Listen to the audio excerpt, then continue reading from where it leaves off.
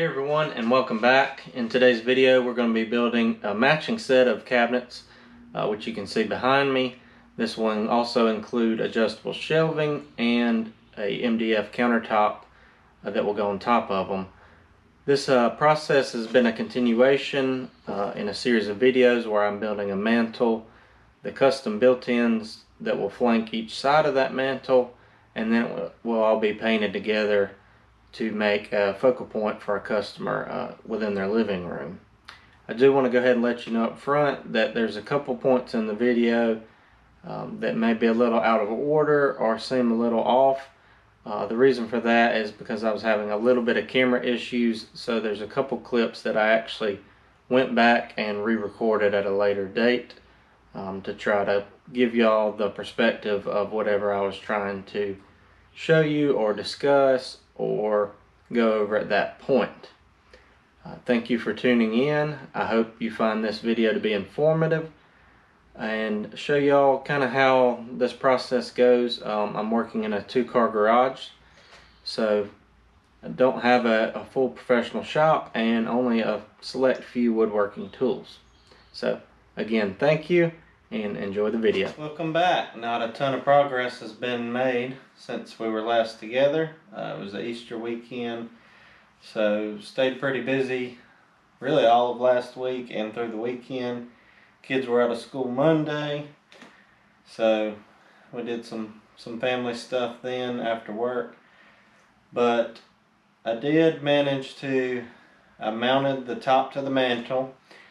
I ended up ripping a piece of MDF to like a 1/4 inch thickness, and that's going to end up, I capped the face and the side, one side of the top part of the mantle to hide the joint where the two pieces were laminated together, and I'll show you all this, and then just filled in nail holes. So not really anything monumental, but I will show you, and it's pretty close to ready for primer. The 1/4 inch strip that I ripped and glued on and pin nailed as a band for the top piece, I did it intentionally wider than the thickness of that piece, and then I'm going to take a flush trim router bit, route that off top to bottom, and then sand everything up real good one more time, and then caulk the crown molding and any other corners or any changes of plane just to make sure those don't open up down the road. And then I'm about to start the cabinets, the built-ins rather. So all I did off camera was those few things, and then I took 2 sheets of plywood and ripped them right down the middle, 24 inches wide. That's wider than I'm gonna need, but it's just making it easier to manage. So now I can have this piece in here, not have to swing a full sheet of plywood around in here, because I end up working late at night a lot of times, 10:30 now. So just wanted to catch y'all up where I'm at and where we're going here in the next few clips. So I did the math, what I need and what size these pieces will need to be, so I can go ahead and start getting these into pretty much finished dimensions. So you'll see me cross-cutting these pieces, and then like I say, I'll rip them down again. I just ripped from 24 for ease of use. Alright.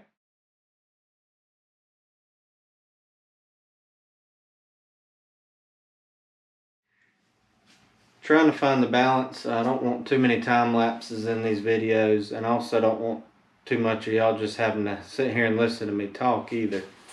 So just give you the short and sweet what I did there. All I did was cross cut the pieces to length, took a rafter square, made sure everything was square. When I set the track down, as well as after the cut, re-verified that I had squareness on all 4 corners. Basically one end and the other end were good to go with the rip that I made on the track saw. So the other side I'm not worried about, because I'm going to rip it on the table saw, and that'll make things parallel. Other thing I'm doing is taking a piece of tape and putting it on there, and then I put, if it's either the left or right built-in, and then I also put what piece it is, say the left side wall, so left cabinet, left side wall, and then I'm putting the finished dimension that I need to end up with. That way, once I get all these cut to their heights, then I can take those pieces, bring them over here to the table saw. Don't have to reference a drawing or measurements or anything. It's right there on the piece of tape, and I can just zip them through the table saw, and then that'll carry me all the way into being ready for assembly. So got several more pieces to cut, but I won't drag y'all through watching that, and then we'll get back on here when we're ready for the next step.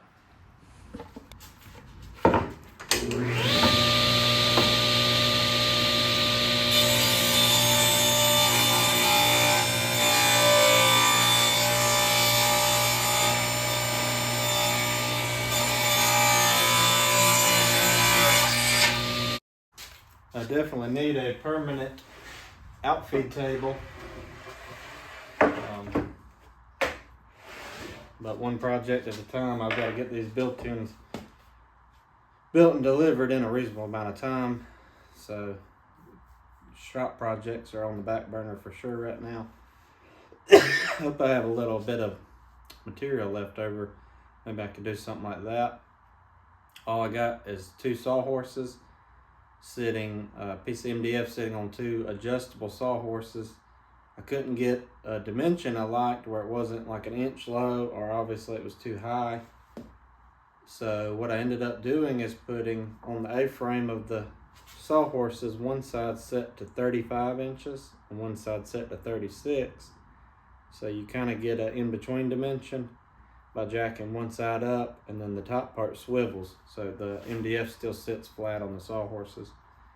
So that's what I'm doing in the meantime. Like I said, dedicated one would be good, but that was a little trick I figured out. Works fairly decent as far as getting some more dimensions out of your sawhorses than just the standard ones. So maybe a little trick you could use if you run into that situation.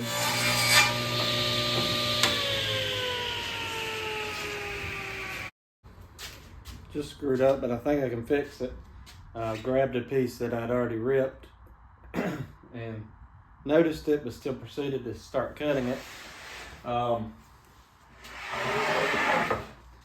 My cabinets are 2 different widths because of the way the house is. They're like 3/8 difference in depth from where the mantle turns and then is inset on each side. So I just about ripped it to the smaller dimension, which I've already ripped those to the correct dimension. What I think I can do, because all these pieces are the same height, however, is go ahead and rip it all the way across and then swap it out. And one of the pieces I haven't ripped yet, cut it to that dimension. And then I need a sidewall, a center divider, and another sidewall. So that'll still net me the 3 pieces I need for both cabinets. But little errors and even big errors are fine when you're doing these projects. It's really knowing how to fix them. I had a technical school teacher when I took carpentry in high school who said all a carpenter does all day is solve his problems, and that's been one of the truer statements I've heard throughout my life.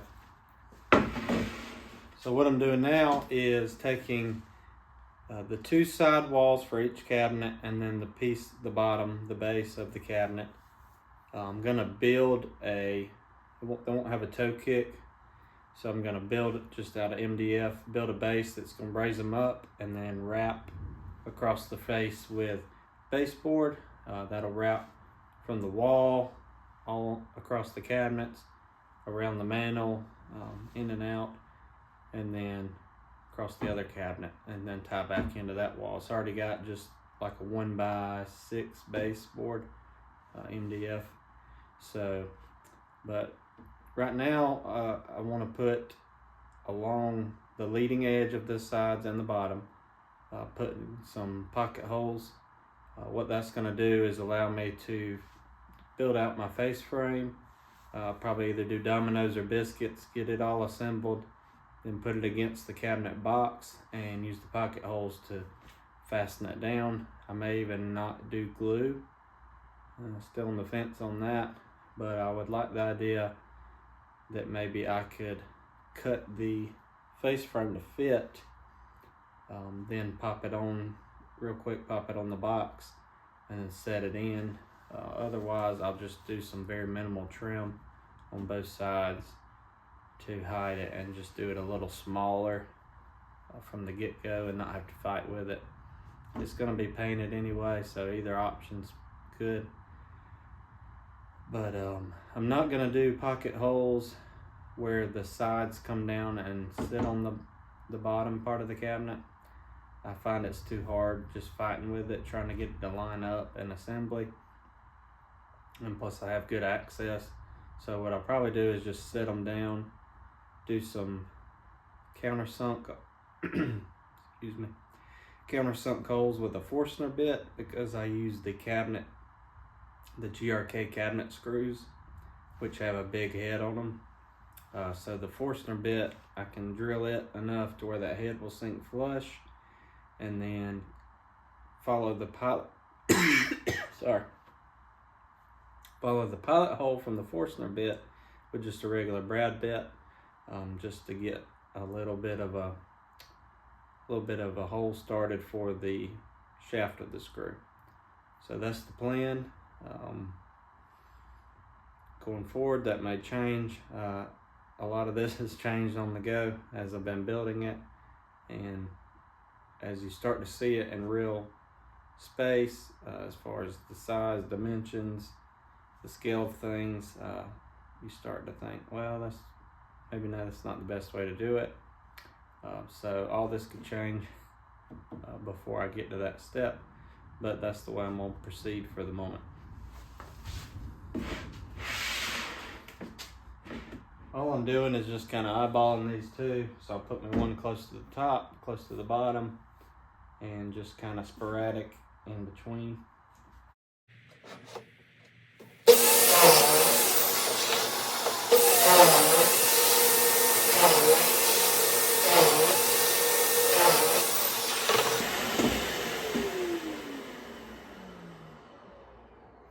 Not bad for guessing.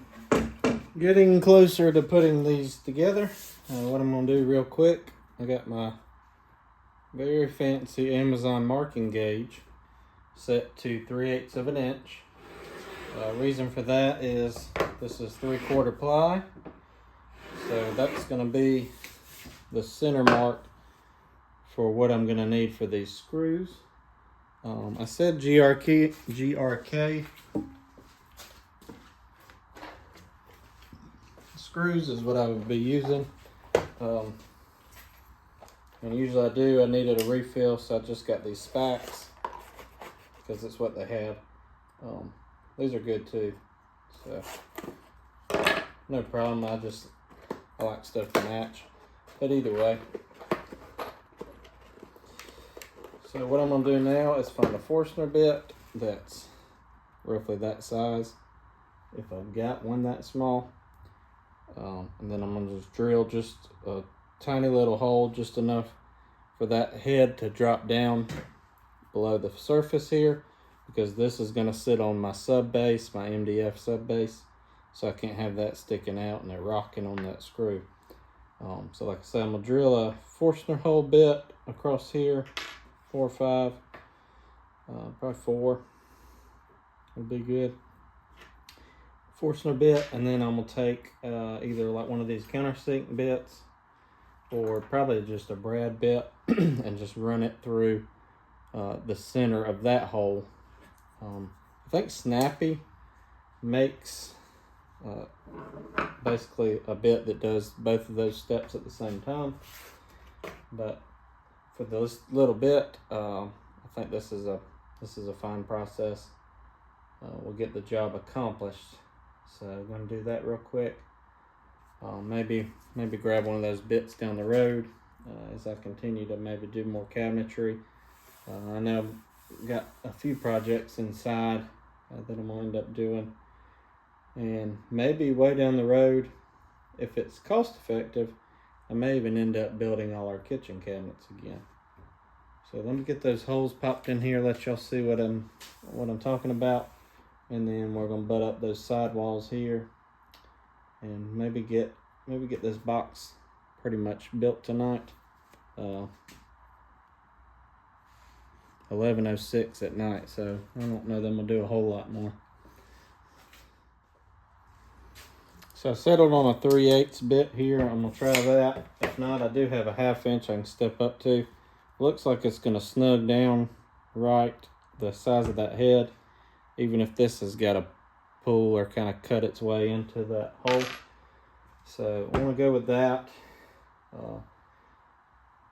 I know I want to do evenly spaced. I don't want to get super close to the front, so I'm gonna run that screw in, but I'm also gonna have a pocket hole on this sidewall when it's there. You're looking at the bottom of the cabinet upside down right now. If I didn't explain that thoroughly, if I'm kind of talking and not saying what I'm thinking, just thinking it's implied.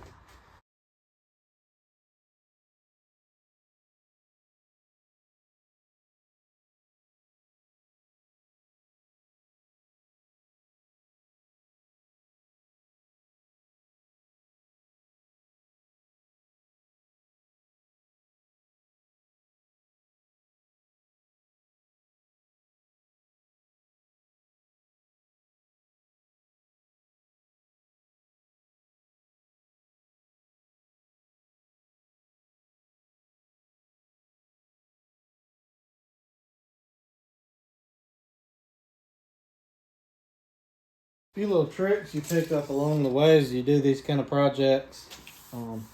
Sometimes I kind of assume it, people knows some of these, what I would consider basic tricks, or hey, I heard that, a long time ago.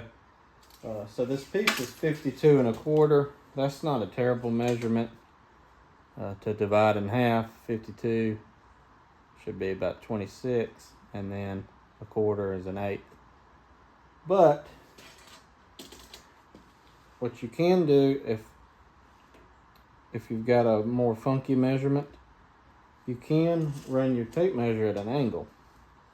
So if I want it, say I've had 53 13/16, and I had to divide it in half. Well, rather than doing that, you can take your tape measure and run at an angle. In this example, I'm hitting 54 inches, even with it at an angle. The center, if you mark the center of 54 inches, 27, I believe, 27 inches, it's still the center. Now you obviously got to make a square mark across and hit that point. But if you make a point at the center of whatever your dimension you choose, if it was long enough and maybe I could get to 60 or 48 or something really easy to divide, you can do that. So that's just a little trick. A couple first impressions here putting these together. The spack screws might be too long, so I may be end up with these GRKs. I was trying to do 2 inch. I was trying to get just a little extra bite because, like I say, first thing, being pre-finished plywood, I'm not going to put any glue here. Wouldn't bond. I could try to scuff it up and stay within that 3/4 of an inch. I even thought about making a dado or a rabbit, rather, all the way down here, just a 1/16 or an 1/8 deep. But I think this will be plenty strong as a unit. It'll be strong. The other thing I noticed is it flakes out as I drilled through. I don't know if I need either a sharper bit or a bit with more of a point, unless of a blunt edge. That's probably even a metal bit. So I don't know if I need a sharper bit, or I can just set a piece of sacrificial wood underneath as I drill the holes through, and that'll keep it from blowing out, or in theory it will. So I may try that on the next one. I think I'm all right, but I'd hate for that to flake and go way over here and then it be visible. So those are just some first impressions that I'm noticing. I'll try to go and put this one together a little bit for you just so you can see how it's kind of coming together.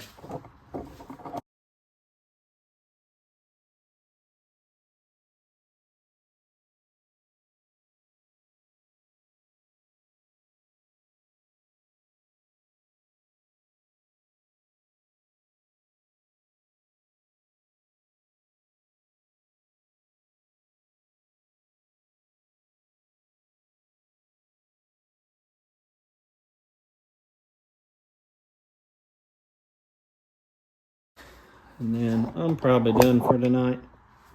It is 11:32 at night. But there's my screws all sunk in. And as you can see, they're hidden down in there. So I like that. One thing I do like the way that marking gauge does on pre-finished wood, if you got an area where you can hide it. Like I said, this is the bottom, so got my pocket holes all the way around, so it's sitting on its face, laying down now. So I'm probably just do the middle piece tomorrow, but I'll see my fancy camera rig. So yeah, a couple places here I'm a little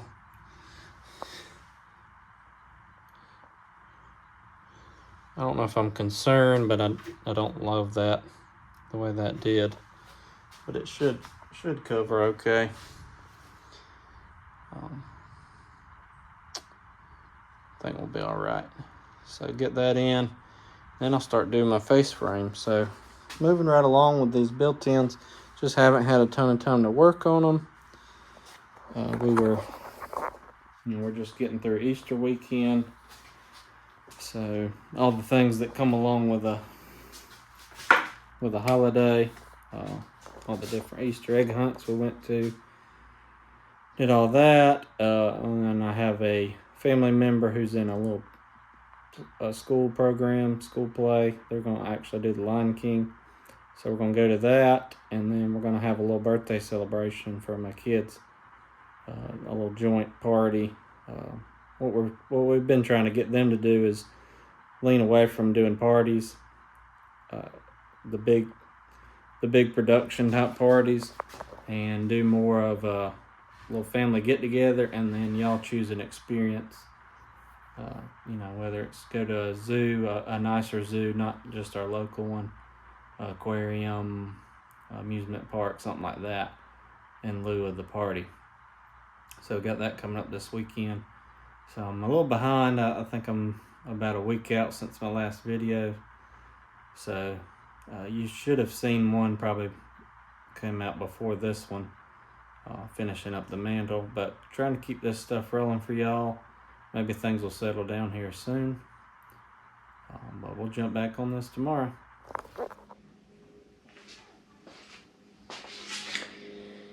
All right, so since we last were on here together, I went ahead and finished putting the other side, getting it screwed in, and then got the middle all screwed in. And then turned the cabinet around. So this is the back of the cabinet you're looking at here. And also we had a little kids get together for their lunch, get together lunch for their birthdays. Their birthdays are pretty close together. So we had one of those. So it's been a day or two since I've been out here. Also managed to get a little poison ivy in the process of cleaning up around the pool. So if you see that, but I think that's on the mend. Anyway, so what I'm about to do, I'm going to end up putting some stretchers in here, because these were 24-inch rips that I made just to make them more manageable, and then end up cutting them down to 21 inches. These offcuts will make good stretchers. So I'm going to put those in. I'm going to put one in the back here vertically, as well as one horizontally. The vertical one will serve as a mounting point, I guess you'd say.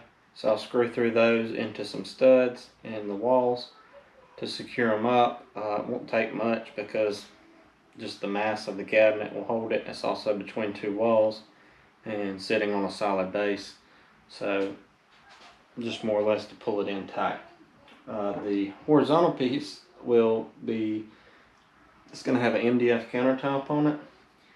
So I'll screw through this, probably do with these cabinet screws. What these allow you to do is screw a hole a good bit bigger than the shaft of the screw and even the threads, to where you could almost, you could just push the screw through. But the head's big enough to where it'll catch, so it'll pull it tight together, but allow that MDF with seasonal changes as well as acclimation, it'll allow it some room to move. So that's the plan there.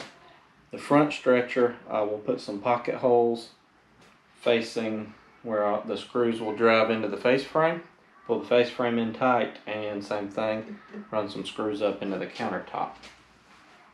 Probably going to put screws in here in the end, just screw into that stretcher there, and then pocket holes in the stretcher to attach it here.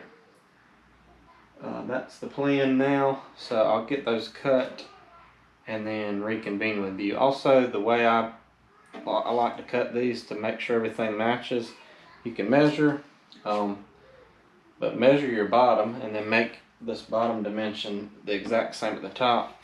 That gets your cabinets parallel, even if they're like this or like that. And we'll fix that with the 1/4 inch later. So what I usually do is take my cut edge, whichever end it is, and just butt it up in the cabinet and mark it super tight here. And that's the best tape measure in the world, is just using reality. So just putting something up there and marking it. You don't have to fiddle with a tape measure as at a 1/16 or an 1/8 or whatever. Doesn't matter, it's gonna work. So I'll get those cut and then I'll jump back on here. Alright, got those pieces cut. If you're a keen-eyed viewer, you'll notice what I did since the last clip was drill these holes. What I really did when I'm filming these is I did a whole talking head section here and didn't have the record button pressed. So re-recording some of this. But anyway, so I went ahead, took my marking gauge, which I like to use, and everything I'm using is 3/4, so I can leave that set how I want it. Mark the 3/8 inset. Thought I was about to have some visitors. The kids are playing outside. Mark that, drilled, and countersunk the holes for the cabinet screws. Doesn't matter because you're actually going to have a 1/2 inch or so here between the wall and the cabinet. That way the face frame is tight and then the box is a little bit inset. If you're built out in the corners, back in the niche, none of that'll matter as long as you hit that front edge tight. And that'll also, if I need to manipulate it a little bit on side, I can take me a block plane, run it up that face frame, and then I'm good to go. I can, test fit again. A lot of talking, but anyway, so I went ahead and got these pieces cut. So my horizontal stretcher and vertical stretcher, and then went ahead and put pocket holes in them to attach the two pieces to one another. And then I got pocket holes on the end, which will go into the middle section. So I have my countersunk holes here, screw in, pocket holes there to screw in. Also, I'll be about ready for the face frame. So what I'll do next, and like I said, I'm re-recording some of this, so if I say something twice, bear with me. But I'm going to cut my 1/4 inch plywood to nail into the back here and use that to square up the cabinets. And then cut those shelf pin holes. Shelf pin holes here. I'm just going to kind of get somewhere in the middle and probably do 6 or 8 inches worth. And then have a single shelf in each cabinet, which will just be the 3/4 plywood pre-finished, and then I've got iron-on edge banding. So at some point I got to remember to do that. I may do it before I put the plywood on, just so I can get in here and work. But I'm going to get these pieces screwed in here. Won't make you watch that, but get those in, get my front stretchers put in, some pieces ripped and get those put in, and then we'll be ready for the face frame. If I haven't mentioned this already, the 1/4" plywood is great for squaring the cabinet up, so it doesn't matter right now. Just as long as I'm keeping these dimensions the same. I'll take a crown staple, I'll cut my rectangle of 1/4" plywood, and then I'll staple one corner, and then as I'm going up, as long as I flush the edge of the plywood with this box piece, pull it in flush and then staple it. Once it's all done, if my back piece is square, this will be square with it. So I guess I do need to do that before I do the face frames, because I like everything to be square and good to go ahead of that. So got those stretchers all installed. I haven't done the front yet, just because the cabinet's already facing this way, so it's going to be easier to go ahead and do it. Loaded this up. It's some pretty short crown staples, 5/8 of an inch, because I don't need a ton, and this is super thin. It's not even a full 3/4. It's about, I mean, not a full quarter, about 3/16 of an inch. So went ahead and I've started marking. Nice.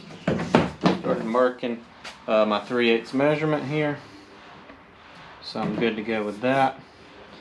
I already noticed it's out of square here, so what I'm going to do is get my bottom flush on the side and then against the table, because it's sitting down on the table good.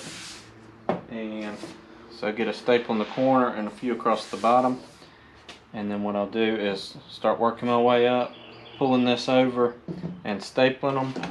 And as I've said before, I try to staple this way. It's easy to just go this way, but the way those staples are, if they do turn, they're going to want to turn more to the side than they are the thickness, because they're thicker than they are, I guess, not the width, but the gauge of the metal. So I'm going to get started on that.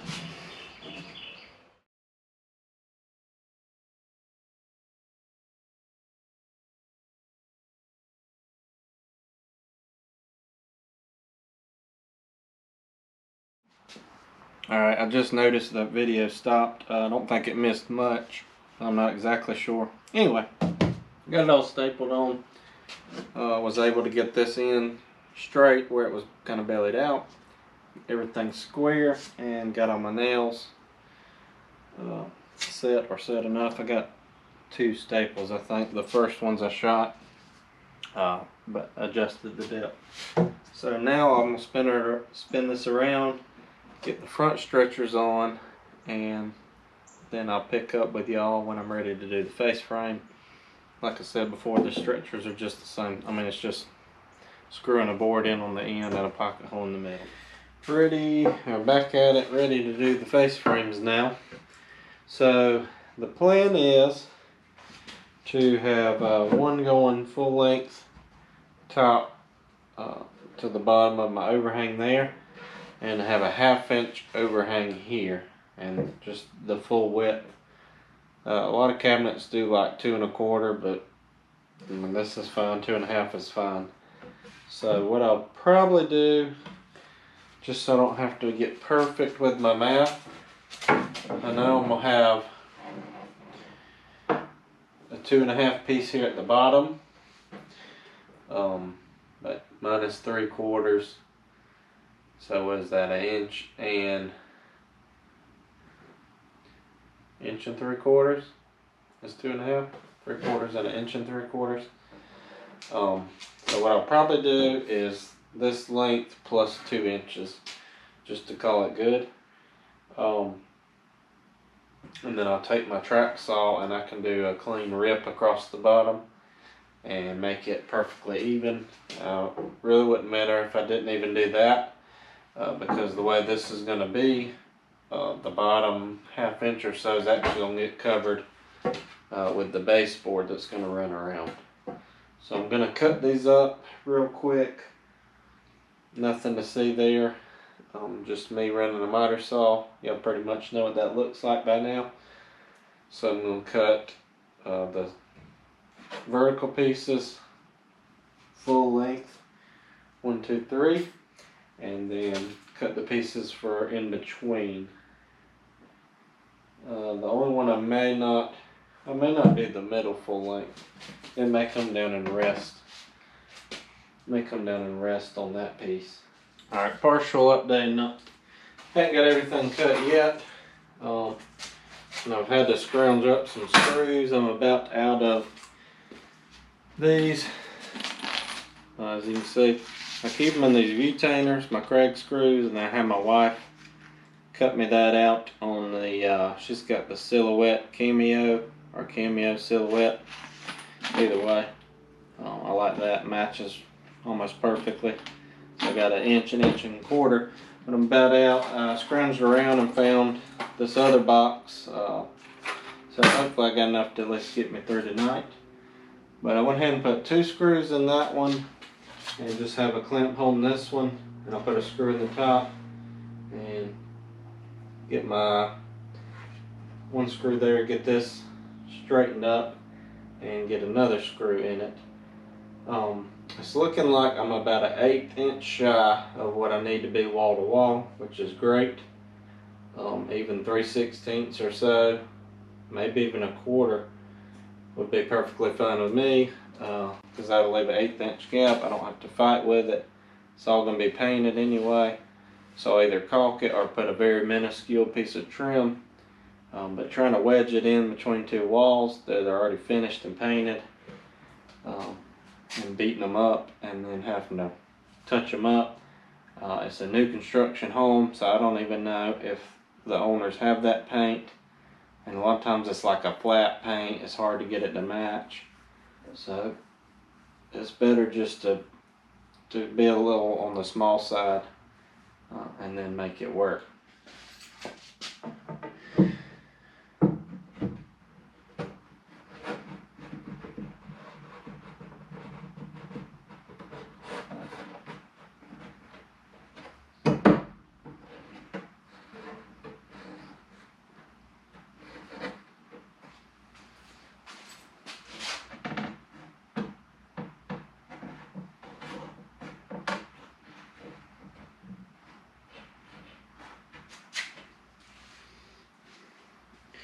That looks a little huge, especially how much you have inside of here for normal cabinets.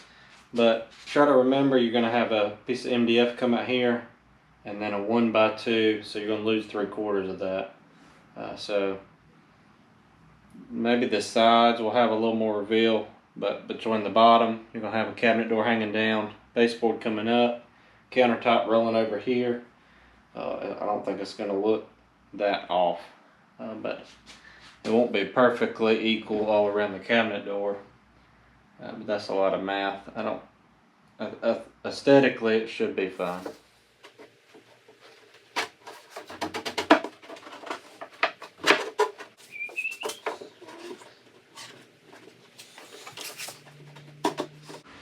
All in all, that's pretty good.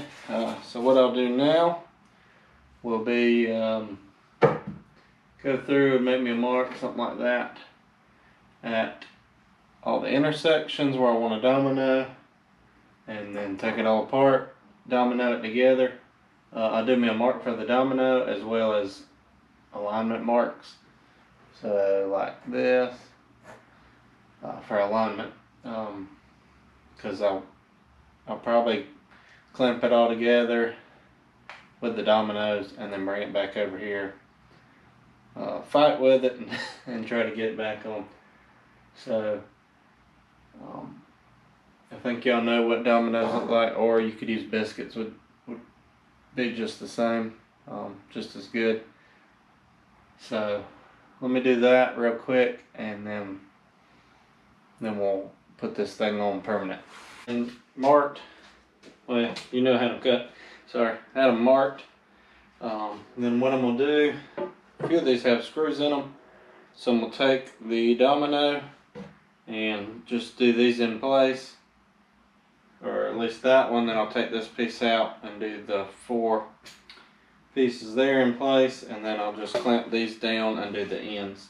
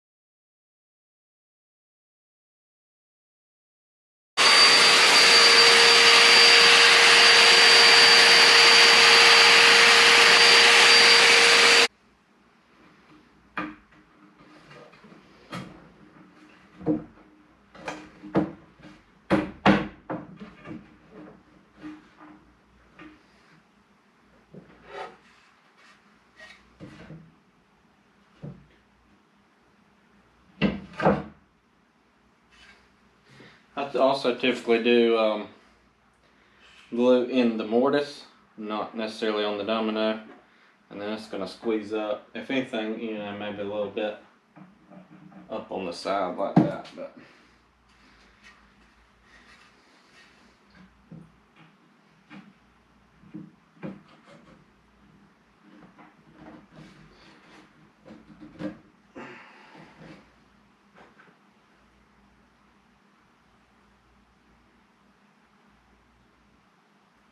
I think I did them the right depth. Oh, I didn't. Well, shucks. Or I got the wrong domino. Let me see. Okay, 8x40. I just picked up an 8x50.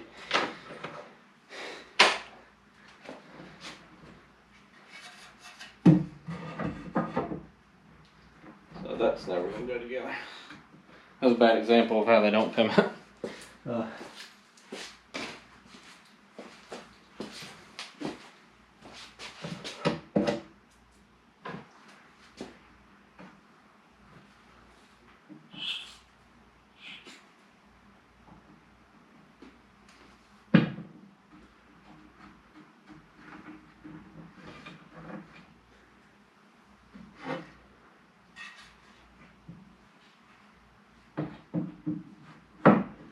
Yeah, but all right.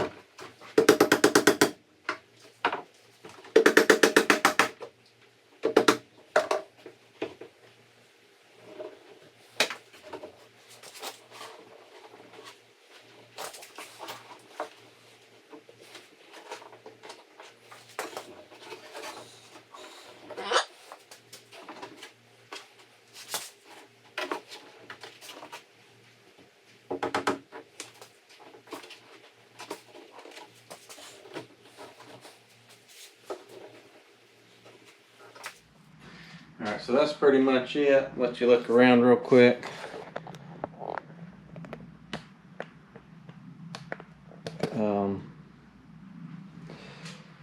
that's pretty much it for what I'm gonna do tonight anyway. I'm gonna go through and finish putting these screws in, and then I have all the pieces cut sitting over here to do the same cabinet on the other side.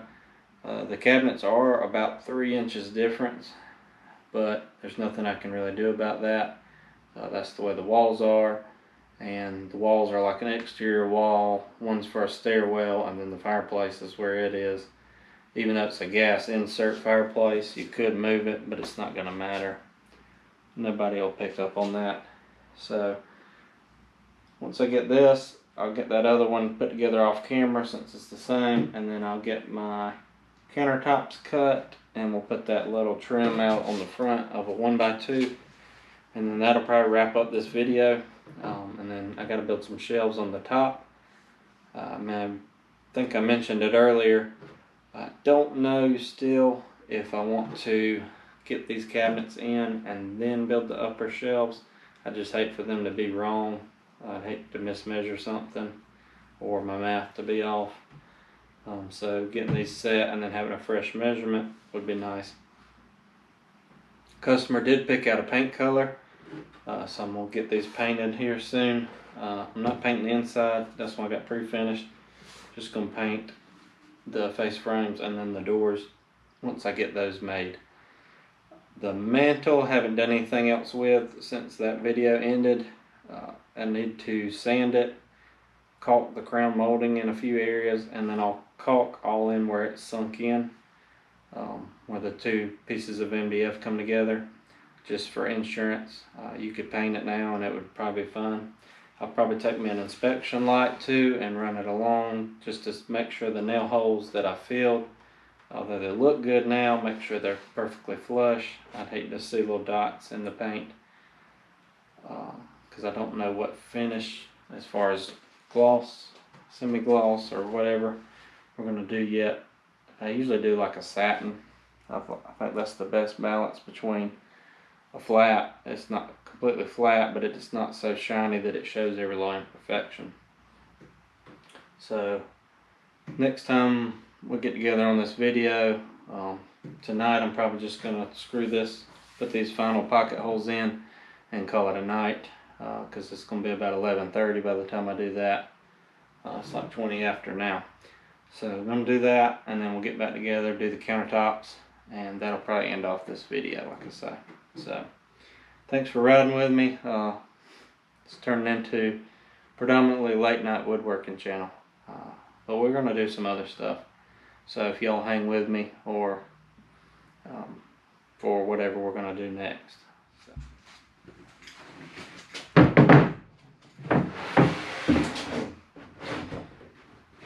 What's up? So I'm back out here. This is the other cabinet, not the one y'all were originally seeing me build. So I got it. They're pretty much the same exact thing, other than a few dimensions. Went through and just 60 gridded everything, got it sanded up, got everything flushed up the way I like it, and cut 2 pieces of MDF that will be the 2 countertops. The way this is going to end up working is I'll have something like that, so about an 1/8 inch overhang, just enough to where I can add my trim piece, which is this, and not have to worry about it interfering or touching somewhere and not somewhere else.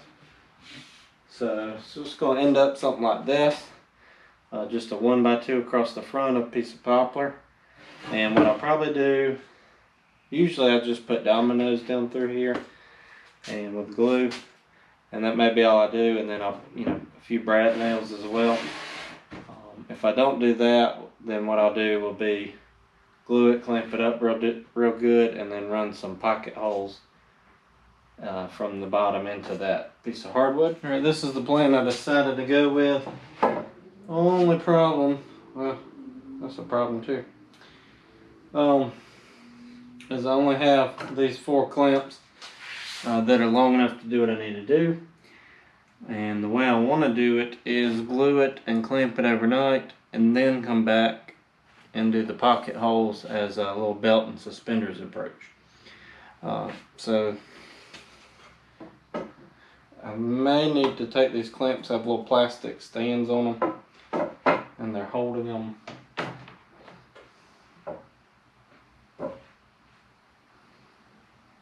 What I can do is flip this face up, and that'll actually be better anyway. Let me do that real quick. Okay, that's going to actually allow me to do what I want to do better. So I'll be able to see here and get this flushed up. This 1x2 is not perfectly straight in either direction. It's not bad off. There wasn't a lot to choose from, so I did the best I could. Anyway, I'm going to get it clamped up and maybe just leave it just enough to catch your finger kind of on the top, and then I've got a router bit that I'll run through here after this is dried and the screws are in it, which will flush this 1x2 to the MDF and then cut a little micro V down through there, because even if I get it as flush as possible and sand it, it's not necessarily going to stay perfect. So rather than try to hide it and hope it doesn't open up down the road, we're going to accent that line. So that's gonna pretty much probably draw this video to a close. I've clamped up that countertop and I'm gonna let it sit overnight, and then I think I'm all set. I'm gonna try to do the other one maybe on my lunch break tomorrow, and then I can route them. All I'm doing is that flush trim router bit and sanding, and then we'll be ready for paint. Nothing exciting with the paint. It's a beige, balanced beige color from Sherwin-Williams. So I'll just paint these face frames, the counters, and probably paint the mantle. I may show some of that as far as before it gets installed, because I did add the little strip around the front of it to hide where I laminated two pieces of MDF together. So that's all good, and I'm trying to kind of get to bed on time tonight too. About a week and a half to 2 weeks of going to bed after midnight, and we got a little trip coming up this weekend, so I want to try to get a little bit of rest before that, because we'll probably be leaving out early in the morning. I hope you've enjoyed this video. I hope you found something in it helpful, be it the whole thing, one little tip and trick throughout the video, or maybe just getting the idea that this type of work is very achievable as far as not having the best, most advanced equipment or not having the best workspace, things like that. Several of the parts of the process were done out in the driveway, breaking down plywood. I mean, you could have set a miter saw stand up. Really, any of it could have been done that way. You don't need to have a certain brand. I did use Domino's as far as joining these together. Pocket holes and screws is fine. Biscuits is fine. You can probably find a biscuit joiner pretty cheap on Facebook Marketplace. So keeping that in mind, just doing this out of the garage, but getting pretty good quality cabinets. Also, I do have to cut the shelves. Again, that's nothing to see there. Just cutting out a rectangle. That edge banding you take, lay it on. It's a little bit more than 3/4. You lay it on your edge that you want to do. Take an iron. I have an old one that was from like a yard sale. Run the iron across it till it starts to adhere, and then you can take a razor knife and trim the excess. Just almost like take a little bevel and run it on the top and bottom edges where it's a little wider, or you could use if you've got a good sharp chisel. So again, that's going to kind of bring this to a conclusion. Also, the installation will probably be coming up here pretty soon. I'm not going to video that unless they're okay with it. I just don't like to intrude on. I probably won't even ask, honestly. People are kind of weird about some stuff like that, and that's understandable. So I'll probably just try to get some good pictures throughout the process, install and completion, and then we'll be ready for the top shelves, and I'll be glad to video that and show that to y'all. Kind of figuring it out and problem solving along the way. So I guess all that being said, until next time, I'll see you later. Alright, nothing much to see here, just wanted to show y'all real quick the mantle before I start priming it. I do still need to caulk a few areas, but got all my nail holes finished, got all the crown in place other than a little bit of caulking. And then here I put a strip on top, and I just wanted to show y'all that, and you can see it here on the end because I haven't, this is the end I'm gonna cut, so I got that end the offset I want, and this is just a little long, and then I'm gonna trim it off with a track saw on site, and then that side will end up in a spot where you won't really be able to see it anyway, so I'll just paint it and fill it on site. This other one is kind of as you come into the den, the end you'll be looking at, so I did that, wrapped it around there. Didn't miter it, just kind of put it on, but it should paint up real nice. So again, just wanted to show y'all real quick, and I'm gonna start doing some primer.